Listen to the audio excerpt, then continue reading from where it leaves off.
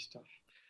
All right, welcome to another edition of From the Diaspora. Of course, what we do on this show is to focus on topical issues of national interest in Ghana and pick the thoughts of individuals in the diaspora on those same issues. I'm talking about political figures, I'm talking about experts, and so on and so forth.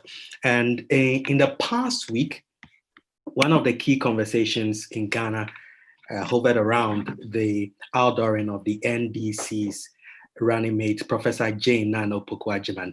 And in fact, during that particular event, we had a fair idea of some of the things that the NDC would be announcing as the party's policies and promises going into the 2020 general election.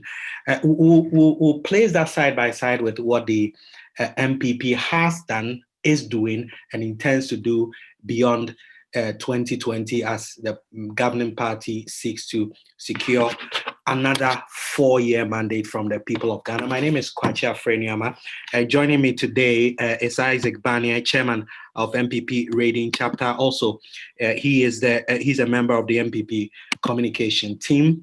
And also Simon Aworigo is communications officer of the NDC UK and Ireland chapter. Grateful for your time here, gentlemen. Also, Simon Aworigo is communications officer. Thank you. All right, so thank you very much. Let me start off on this quote. And Simon, I'll start with you. On July 22, a story on Ghana Web titled NDC Promises Free Tertiary Education in Next Administration. And I'm quoting here a member of your party's communication team, who is, by the way, the Deputy Ashanti Regional Youth Organizer of the NDC. And he says, I want to use this opportunity. He was addressing WASI candidates. He said, I want to use this opportunity to encourage all the WASI candidates. I send God's blessings upon them. They need to pass so they can vote for John Mahama in order for them to attend university for free, as Mahama has promised. Simon, yeah, is the NDC promising free university education? Thank you very much for the question, Afreh.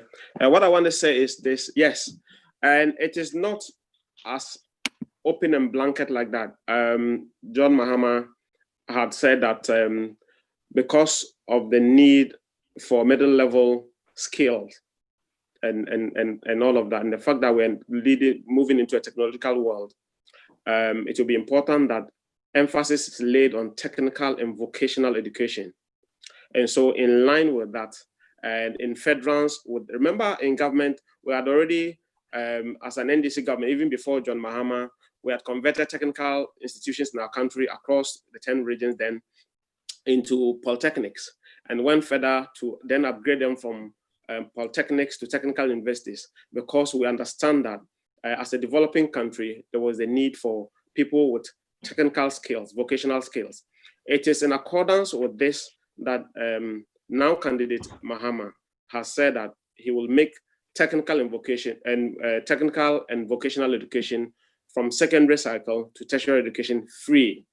And that is what the promise is. So let's get the promise right, because unlike the NPP, we don't just throw promises out there so that nobody goes out and accuses us of not fulfilling fully our promise when we win. But what your party officials said was yes, university education. Yes, so that's why I'm trying to give out the promise in its proper context. That this is, I mean, you can go back and listen to President John Mahama himself when he was announcing this promise to the people of Ghana.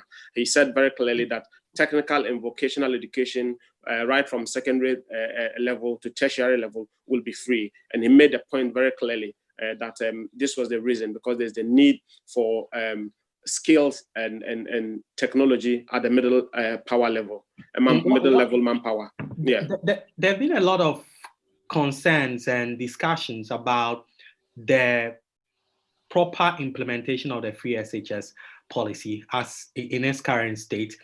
We've had many experts and educationists express a view, for example, that they thought it shouldn't have been wholesale, it should have been piloted, it should have been targeted. Yeah. In fact, we've had a finance minister make a similar proposal and express a similar view that those who can pay should have been allowed to pay. Should we not at this point be concentrating on building, for lack of a better word, the free SHS program to a certain level before we come to talking even about making technical and vocational education free? Good. Thank you very much. So that is very true. On the free SHS thing, you realize that if you go back into the records, it was a program, it's actually in our constitution. And there's also a program that was started by then John Mahama in government. I think the last time we had a conversation on this platform, I made mention that there are records with the UN rep at the time, then applauded John Mahama for starting the free SHS and all of that. But then you and I will agree that the marked difference between the NPP and the NDC is the fact that we believe that it should be progressive and it should be targeted, because just like their own fund, the NPP's finance minister has honestly admitted that, number one, the public purse may not be enough to be able to take care of everybody, and so we'll do it in such a manner that the quality will be compromised. And number two, it is said that it is not practicable and it's not necessary, because why are you paying, like you use himself as an example, the finance minister, Ken Ofori-Atta, why are you paying fees for such a person when that money could have gone? That's why we looked at expanding the infrastructure of this of education and making sure that they're local to the people and all of that. And so Mahama has said in the recent promise to the people of Ghana that he will continue along that line, make sure all the abandoned e-blocks across the various communities that were built in consultation with local people, chiefs, and other interested groups in the communities will be properly done, and then students will be admitted there. But remember very well also that we need to develop as a country, and that is why he's not just promised, and that is why there's the need for me to put the promise in this proper context, that he's not just saying that everybody who goes to university or tertiary education will get free, but we're focusing on a certain area that we need to develop for our country, and this is middle-level manpower, people with technical and vocational, who are pursuing technical and vocational education, and so that is what it is. So it's not just like we are pursuing too many things at the same time, but we're just laying emphasis on specific areas where our country needs at the moment to be able to propel its development. We're discovering oil, we're moving from manual to a digital economy and all of that. And in all of these processes, we need people who have the skill and the knowledge to be able to man our development process. And that is why he didn't say we'll provide free tertiary education to people who are doing other. I'm not saying they're less important, but he's saying that the focus at this point is that. But with the free education, I mean, the quality is poor. You know, you and I know very well, and I know you've seen that. Current examination, other things which are out there just to give that thing that students have done well.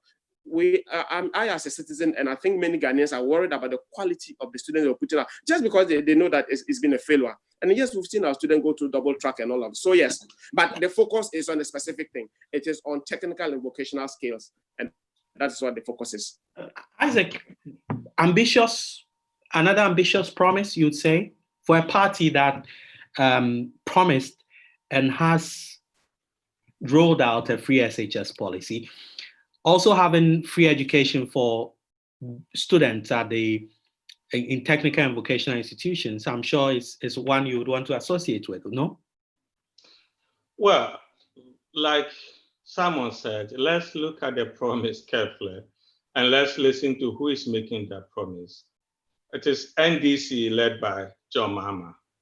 This is a leader and a party who criticize and are still criticizing free SHS. And what they are saying is that a lot of people can pay for their children to go to senior secondary school. So why, as a government, do you make it a policy that every student who goes to secondary school goes to the school for free? That has been the criticisms. And my colleague even now is still criticizing it, that those who can pay should be made to pay. However, they are saying that because technical education is so crucial at the tertiary level, they will make it free. This time around, they are not saying that those who go to tertiary level and can pay for the vocational will still be paid, but they are saying that by virtue of technical and vocational being so crucial and important, they will make it free, irrespective of whether you can pay for it or not. So for me, you see that they don't have any principle. On one breath, those who can pay should be made to pay. And on another breath, if it is important, let us make it free. But let's go back again. John Mahama used this term. He described the amount, 1.2 billion that we are spending on free SHS as whooping sum of money, and was saying that if you have this amount of money, why do you spend it on secondary education? I don't know how much NDC and John Mahama are anticipating that it will cost the nation if university level, vocational and tertiary is free, because for him, 1.2 billion is huge sums of money. So I don't know if they have any cost implication in mind. Generally, what I know and my understanding is that let us make a promise that will make people vote for us, because they don't believe in it. Some of the NDC members even now are still talking about canceling the free SHS. Even John Mahama is of the view that he will even review it. And what they are saying is that when they review it, the outcome may be that they continue or they cancel it. So let's look at it carefully. If you are even not sure the secondary education being free, you will review. How then do you jump to tertiary level to say that you make that free? So for me, it's a way to swing the voters to vote for them. They don't mean it. And that is why, like you said, people are saying whatever they want to say about the policy. Some are saying that it's for only vocational, some are saying that it's for everybody, because they've not thought through. And I can bet you that it will not find light in their manifesto. They can put it in their manifesto. They will say it on platform, but they will not commit themselves and put it down because they are not committed to doing it. That is the first aspect that I would say. But beyond that, they are making a lot of promises that they don't believe it. And okay, we'll get to the specific promises, Isaac, on that. But certainly, is this something we should expect in your party's manifesto, Simon?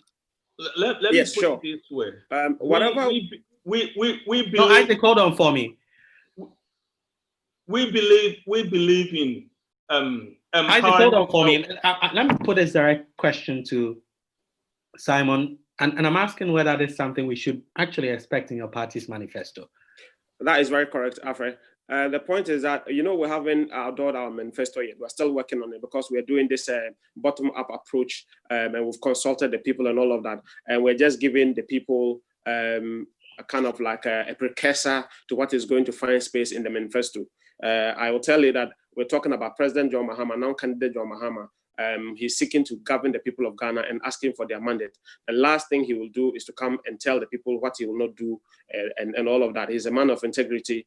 He's a man of humility. And he's on record to have kept his promises. And so, unlike the NPP, we will keep our promise. It's a pledge he's making. And anytime he says that, he said it's a pledge. So he's mindful of the words he's using. He says it's a pledge. So it's a pledge he's making to the people of Ghana, and which he will keep. We're talking about free HS. Let it be on record that the NDC has never been against the free SHS. The difference has always been that we believe that it should be done progressively so we can achieve quality and access at the same time, because education is made up of two things. And they believe that it was about access and that quality could be compromised. Today, we're seeing leakage of all kinds of examination stuff and all of that because the quality has actually been compromised and all of that.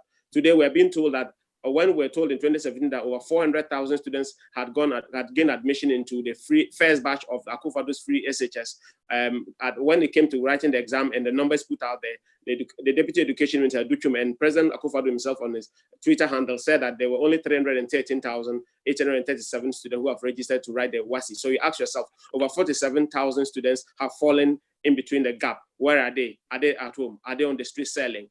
And all of that. And so that is why we kept saying that there was the need to progressively implement this process so that it has both quality and access. But yes, that's a promise. Directly to your answer, that's a promise that will find space in our manifesto. All right, let's move on to. Let me also make a quickly. Quick one. First point: the reason why I'm saying that this is not thought through policy by NDC. When John Mahama made that kind of report that is what they intend doing, John Mahama did not know that as we are talking now. vocational and technical education at the secondary level. It's free. So when he spoke, he said he will make secondary and tertiary vocational and technical education free. He didn't even know that. So for me, that is questionable. But quickly commenting to what someone said about the number of students who are sitting for the exams. Sometimes people don't know this free SHS policy because it covers those who are in secondary schools and those who are in vocational and technical schools. When we were talking about 400 plus students being enrolled, they thought all of them were in secondary school. And that is why they are saying that where is the 47,000 students? Those 47 students that they are claiming that they are missing, they are those that are in vocational and technical schools because they are not doing this WAEC exams. So if you are looking at the number of students who are sitting for this WAEC exams, it excludes those who go to technical and vocational school. So Simon, for your information, if you are looking for the 47,000 who are not sitting for the WAEC examination, they are the vocational and technical students. Okay. All right. Let's make progress here. Is it okay? It's okay to just quickly. Okay, do that for me quickly. Let's move to yeah, very quickly. Yeah. So what I want to say to Isaac is that you see, sometimes some of these lies are very easy to be exposed. So when are they? Those he said they're in vocational schools. When are they going to write their exam? Why did the minister or your government not put that statement out there? Is it an afterthought? Ghanaians are smart enough to understand. You are looking for that number, and you know that those students who go to vocational and technical school, they don't write WAEC exams. You know that. Well, that was not stated anywhere by your minister and by the Nana Akufo-Addo. So I don't know if that's what you guys went and thought you come and tell. Well, another major issue in the last couple of years has had to do with, payment of monies to persons who may have or did indeed invest in financial institutions that have now collapsed. During the period of the NDC, we had the DKMs and so on and so forth. Now, in recent times, a number of financial institutions have collapsed. We're talking about microfinance companies and so on and so forth. President John Dramani Mahama was clear about one thing. He said that the NDC, if elected into power, will pay all customers of financial institutions whose monies are locked up in the first year in office. Yeah. In the first year in office. And he was quite emphatic about that. But what I find pretty intriguing is that providing further clarity to this matter, I've heard the party's communications officer, National Communications Officer, Sami Jemfi, say that these customers include those who invested in men's gold. Simon, really? Yeah. That is correct. Doing that. You intend paying men's gold customers. Some will say these are individuals who, rightly so, may be bearing the brunt of their actions, but they were once severally. Why would you want to use the taxpayers' money? Thank you very much, Afreh. And thank you very much. So the issue is this. All financial institutions in the country provide jobs to the people. Economies are run on money that comes from businesses and other activities. The NDC government in opposition stopped, what's the name of the guy? The guy who owns Men's Gold. What's his name? I'm trying to remember his name. He stopped, NDC in opposition stopped the guy from operating when he started with Men's Bank and then all of that. It was under the NPP that he was incorporated and allowed to run this gold business where you go and deposit gold and all of that. And so it's gone bust. As we speak, the NPP is allowing the guy, either they're allowing the guy, they are incomplicit and they're working with the guy and allowing the guy to work free, or they are just deceiving the people of Ghana. Because this was a guy who was provided with state security and all of that everywhere he went and all of that. And so we're saying that it is just unfair that government will at one point use this guy as an ambassador and lure citizens, would they help the guy to lure citizens to believe that it was legitimate and okay to put their money in there. And then when they think this thing has gone bad and the finance minister has come in and done what is done through the Bank of Ghana and all of that, the business has now gone bust and the customers are left on their faith. people have invested because of that public confidence that was given by this government and all of that. People had put their money, their life savings in there, their retirement monies in there, hoping that they'll get their monies back or they'll get something out of it. We're saying that these people deserve their money back. And if you listen to a renowned economist and a member of the NPP, Kwakye, he had at one point in an interview said that it was unfair for government to deny these people access to their money. I mean, even if you're not going to pay them the interest that was meant to accrue from their investment, at least the principal that they put in there, it is just fair that they get their money back. I don't know, what we're saying. And your justification for wanting to use the taxpayers' money to do this is simply because Nana Appiah Mensah and his men's good had endorsement from government officials. Exactly, and there's even a record of Appiah Mensah and the First Lady, Rebecca Akufo-Addo, going on programs. He was actually also nominated by this government as one of the youngest entrepreneurs successful in our country, and somebody that young people could look up to. We're saying that because we've given him this cloak of national thing out there, we have deceived the public to put their monies in there under the impression that it was okay. We cannot turn around and say that they cannot have their money, even if you're not paying their interest, the interest on the money and all of that. It's just fair that they get their money. But then what I'm saying as well is that it's not just every single one of them. If you, I mean, this is registered. DKM was registered. Other Men's Gold, DKM, and all these other financial institutions today, they are telling us that 22 billion. Kenoforetas told us in the media budget that as of the time it was presented, that budget, 22 billion has been sunken into what do you call it? Payments into all these financial institutions and all of that. The question is, all of these customers who are actually suffering from these things are left to suffer. Meanwhile, these monies are being paid to who? We don't know. We don't know which people are getting this money. But the criticism is that while you were in office, while the NDC was in office, we saw on a number of occasions DKM customers agitate. In fact, you were not able to, according to your critics, pay some 90,000 Ghanaians who were owed some 660 million Ghana cedis by DKM. And in this case, we are talking about around 4.6 million Ghana cedis. Okay. Afreh, let me say something. You know, I live in the Bronga region. I have a sister who had money in DKM before the NDC left office in 2016, and I have a record to that. Because we're on set and I can't get access to my phone, I would have given you the date. But there's a publication on Ghana Web when the NDC has started paying in full, started paying DKM customers. There was a process in place already. Remember, Akufo-Addo went to, I think it was Drobo in the Bronga region, or somewhere in the Bronga region, and promised that if he comes, he's going to pay all the money to the DKM customer, when he knew very well that there was already a payment in process going on. And we're saying that we left office. We couldn't have continued paying the money when we're in opposition. Then the NPP came and took over, and Akufo-Addo had made a specific promise to the people. As I speak to you today, my sister is a living testimony of the fact that their monies have not been paid. And so we kept our promise. This people, the money, the DKM was collapsed, and other financial institutions, or what do you call them, all this other stuff were paid. We left office. We're expecting them to continue. And Jomama is simply saying that where we left off, if we come back, because the government has not kept faith with the promise, when we come back, we'll make sure that you get your money back. All right. Let me come to Isaac. Isaac, what we have heard time and again from many of these Men's Gold customers is that they feel governments, the NPP administration, is not doing enough to help them.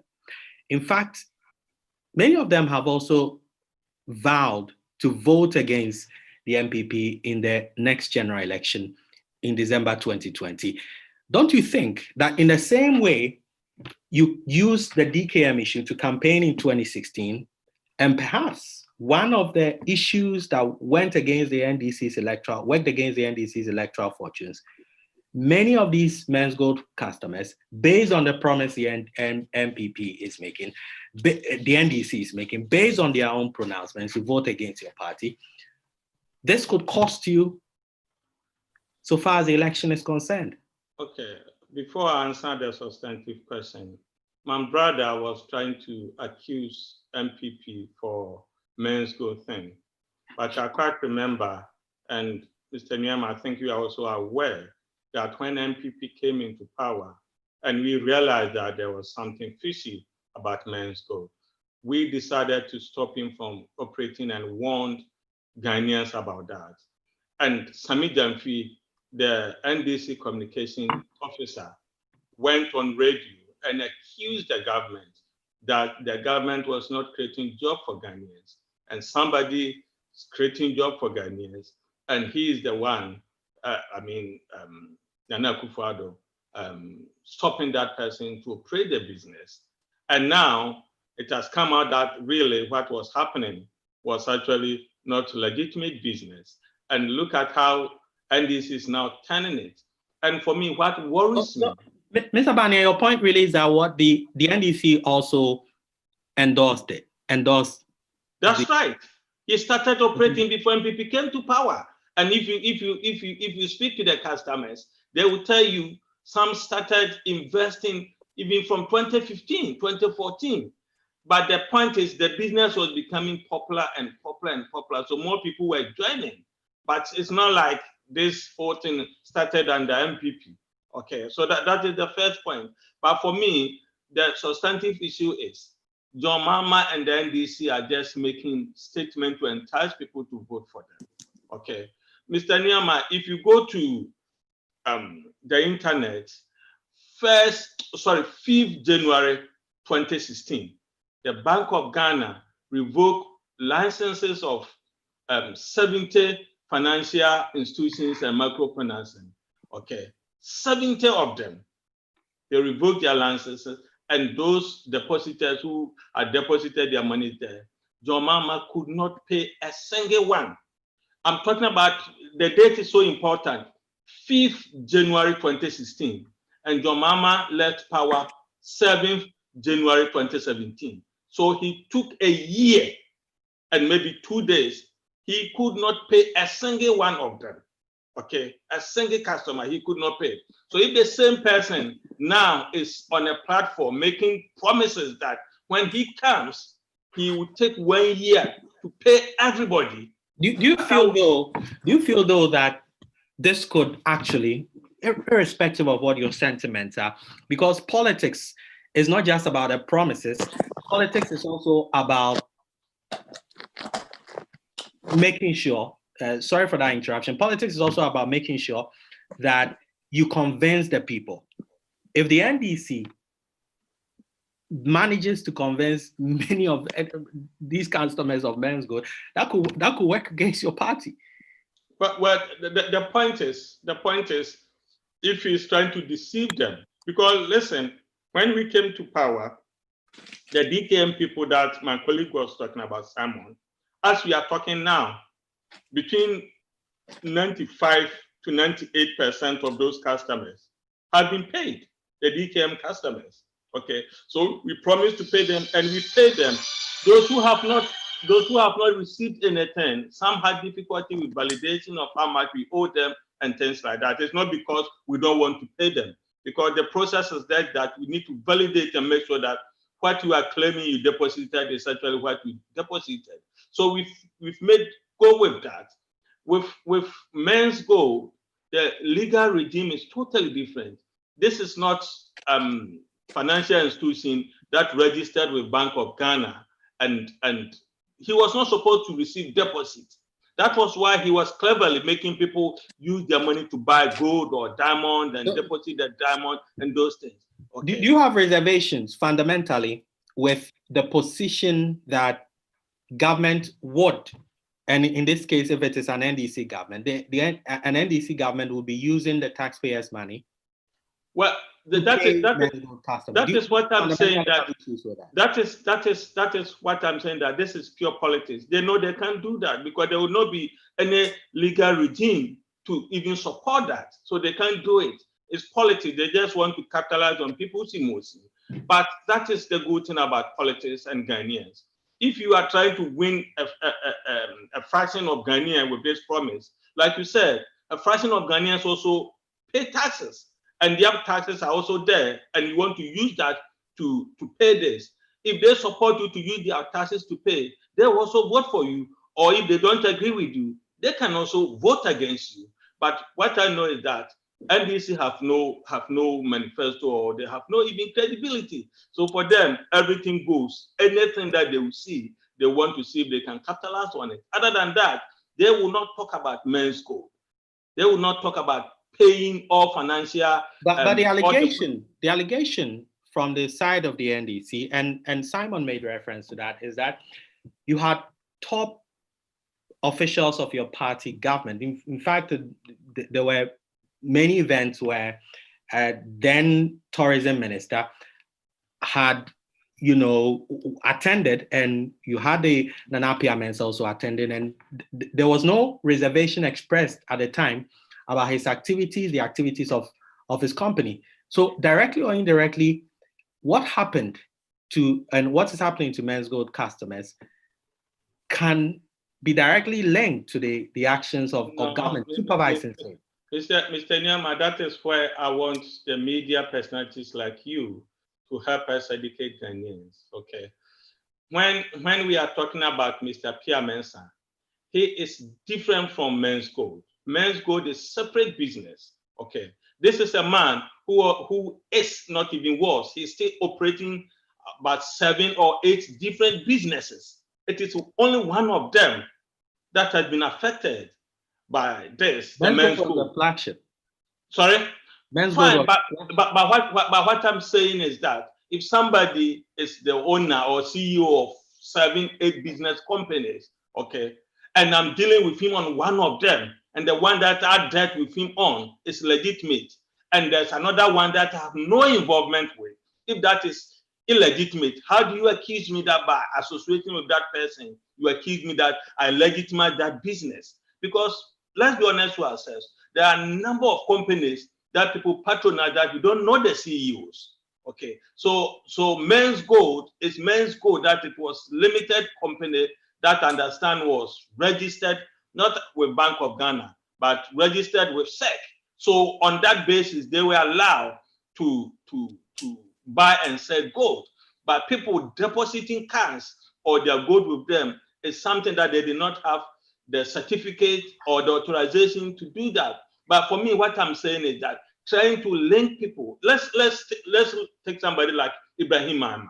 He does different things, different companies. So can one say that if for whatever reasons you are dealing with Afreh-Nuamah on, say, building something, and you get to know that he's been involved in a business that is not legitimate, then you become accomplice for that? Come on, that is not fair. So that is why I'm saying that, yes, somebody dealt with him on a totally separate entity. And as we are talking now, those companies that are legitimate are still operating. No, but Mr. Banie, the concern is this.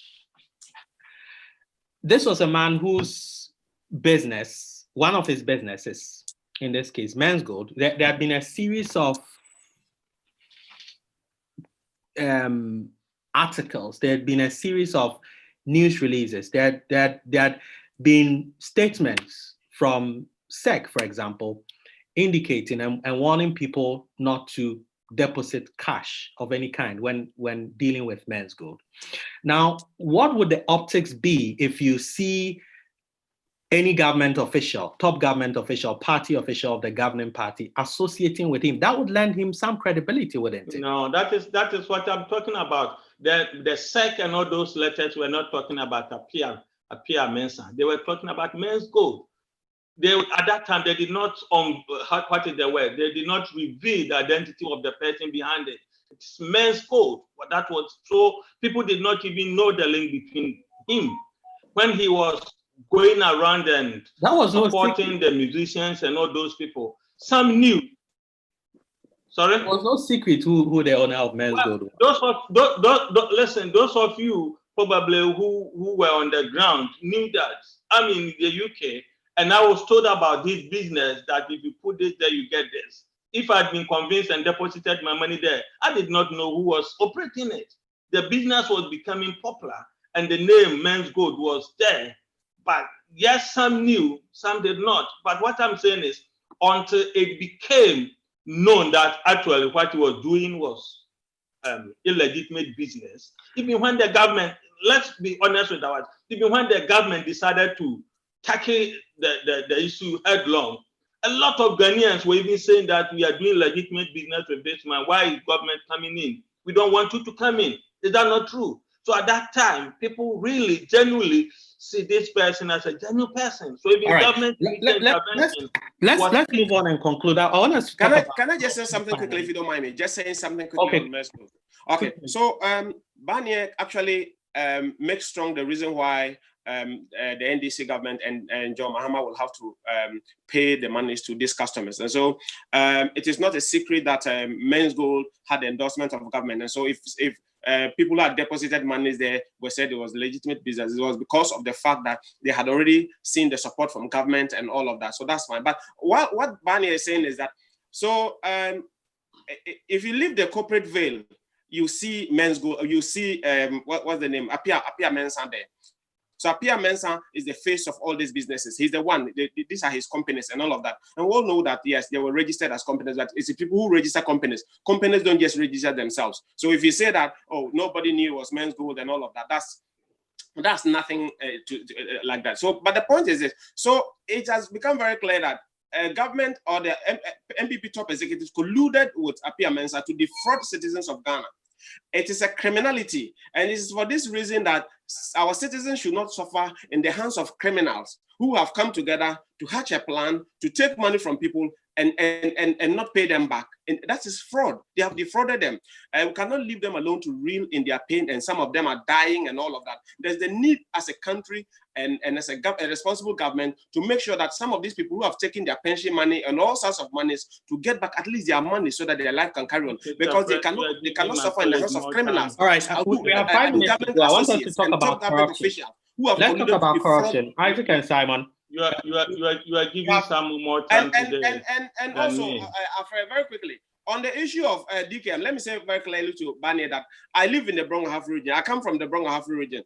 And I'm telling him that I, Simon, speaking to you on set, I am telling him, and this is on public thing, that I have 90,000 Ghana cedis in DKM. It has not been paid. We were told that the money will be validated and all of that since February. It's not being paid. So you should stop telling Ghanaians and insulting the many people in the Bronx and the northern parts of Ghana who have invested their money there that they're validating, they have not been paid. The last time we were told is that they will only pay you 10,000 cedis and that is it. You lose the rest of your money. I know people who have died out of DKM who were promised to be paid and not paid. I am telling him a life story. I am saying that I have got 90,000 Ghana cedis in DKM in the Bronx region. We have gone to what do you call it? There's a department that they said you take your receipts there and all of that. It's not been paid. We have been deceived. We've been lied to, and we'll vote the NPP out. That's all what I'm telling you. Finally, on corruption, the NDC's big idea, the biggest, Mr. Nuamah, let me protest here. Someone is taking undue advantage and does not want this conversation to be fair. Do that quickly for me. Just react to that quickly. We need to be talking equally. You cannot just hijack the floor and just say and talk and talk and talk and talk. If you look at the number of minutes that we've talked today, it's taking a lion's share of the time. And I want to protest that is not fair. And I don't want it to become like when he is talking, I also talk. Because if you do that, then you are not respecting our listeners and viewers. So I will plead with him that we should be civil and allow each one to get opportunity to express their views and disagreement. Do you have any quick reaction to what he said? So we proceed to what I would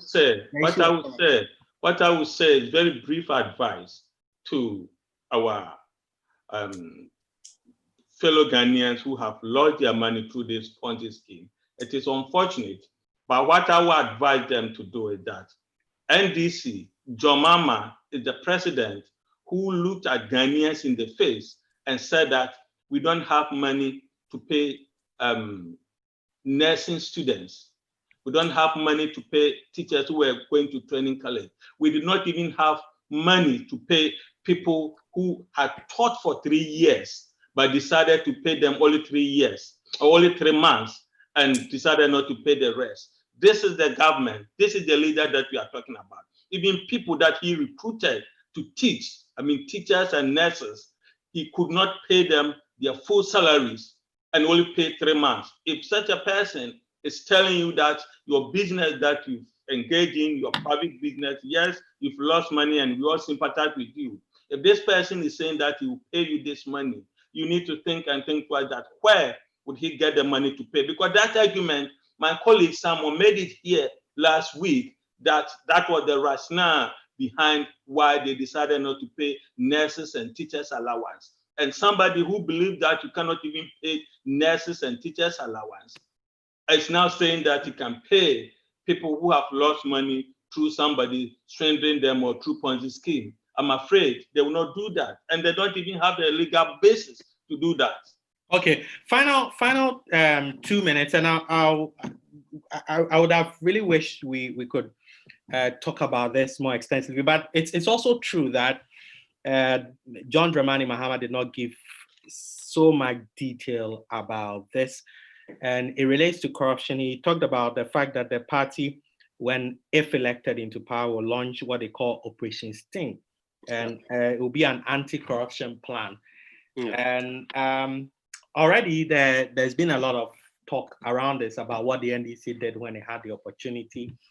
That infamous BBC interview where the former president was asked whether he's corrupt or not, and also what the NPP's own record has been when it comes to matters of tackling corruption. The setting up of the Special Prosecutor's Office, which many feel has become essentially a white elephant. But the NDC will be riding on the back of this administration's record when it comes to dealing with corruption. No, Simon?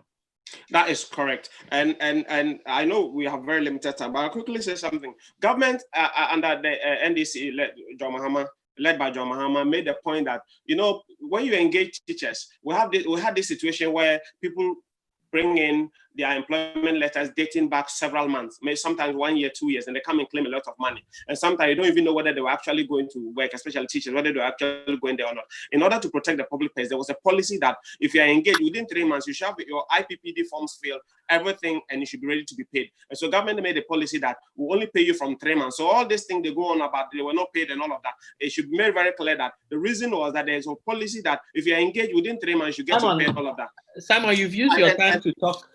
Yes, and also you have 30 seconds. The Anemwa Mensa Committee also exposes their lie about cancellation of allowance and all of that because it was set up by Kufo. But what I'm going to say is that, we've seen corruption. It is countless. Is it PDS? Is it, as I speak to you, what do you call the corruption perception index puts Ghana as the number 2 most corrupt country in Africa. A CDD has come out with a report which stated very clearly that under Akufo-Addo, 9.6 billion of the taxpayers' money has gone into corruption. The scandals are countless. The scandals are many. And so, let me cut you in on that note. Isaac, final words on that corruption. NDC to launch what they call Operation Sting, and of course, indicating forcefully that their administration, of course, if they have the opportunity, would tackle corruption better than what we are seeing today. And what is the name of the policy? Operation Sting. Yeah, it stings. The policy that is blinking. S-T-I-N-G. Yeah, and I'm saying that it stings because what he's saying is that policy will be under his watch. He's taking it to the Flagstaff House under him. And we know him, like you said, when we are talking about corrupt practices, we know who will be leading that, So the very person who is likely to be involved in corrupt practices will be the one making sure that the agency or the structure that we've put in place to fight corruption is under that person. All right. We'll have to end it here. Thank you very much, gentlemen. That's Isaac Banie. You heard him last speaking there, chairman of the NPP Reading Chapter and member of the NPP Communications team here in the United Kingdom. And also, you heard from Simon Aworigo. He's a communications officer of the NDC UK and Ireland chapter. My name is Kwakye Afreh-Nuamah, and the show has been produced by Edward Balami. And do log on to our social media handles, subscribe to our YouTube channel, and if you're watching us live on YouTube, of course, do subscribe to our channel. Follow us on Twitter on Instagram, and do like our Facebook page. The pages are From the Diaspora. Grateful for your time, and let me thank you once again, gentlemen, for making time to join us. Thank you, Afreh. Thank you, my brother.